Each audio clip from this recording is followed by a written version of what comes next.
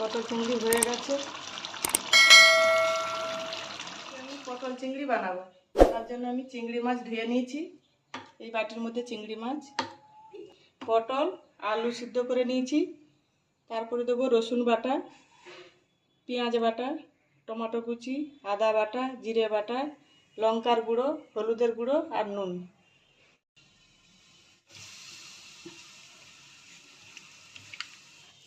কড়াইতে আমি তেল দিয়ে দেবো। হয়ে গেছে, এবার চিংড়ি মাছটা ভেজে নেব।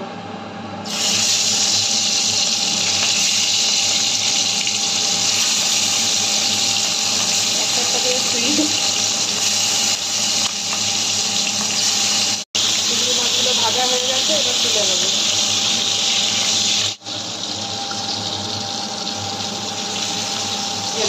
তাই পটলটা দিয়ে দিলাম।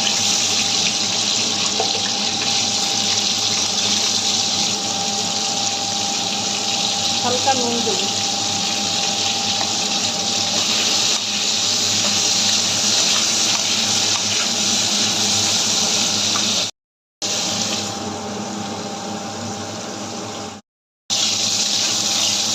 পটল ভাজা হয়ে গেছে,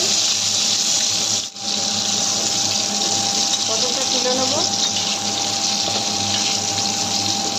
আমি আর অল্প করে তেল দেবো, পটলে একটু তেল লাগে তাই একটু তেল দেবো। চিনি দিয়ে আমি রং করে নেব, তাই চিনিটা দিয়ে দিলাম। সুন্দর উঠে গেছে, এবার আমি রসুনটা দিয়ে দেবো। রসুনটা একটু লাল লাল হলে আমি এবার টমেটোটা দিয়ে দেবো।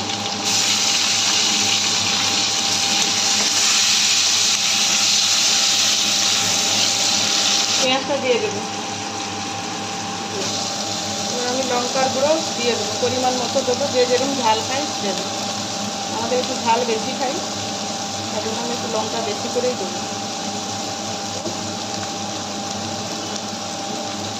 পরিমাণ মতোই হলুদ দেবো। আদা বাটা দিয়ে দেবো, জল দেবো।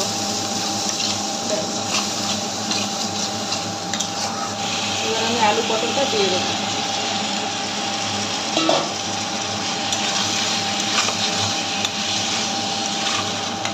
এরপরে আমি জিরে বাটা দেবো, কাটা জিরে দিয়ে দেবো।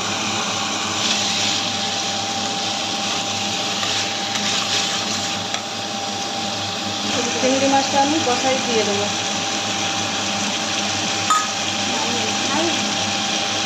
হয়ে গেছে, এবার আমি পরিমাণ মতো জল দিয়ে দেবো।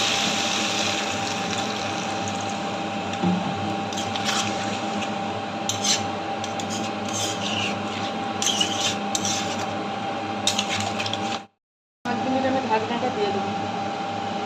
5 মিনিট হয়ে গেছে, ঢাকনাটা খুলে দেবো।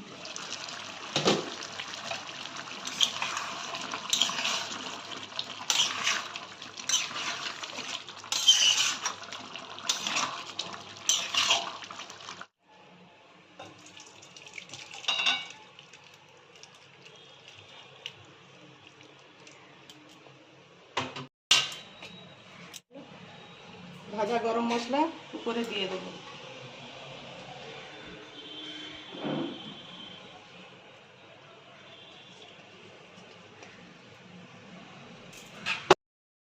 চিংড়ি হয়ে গেছে, ভালো লাগলে কমেন্ট করে জানাবেন।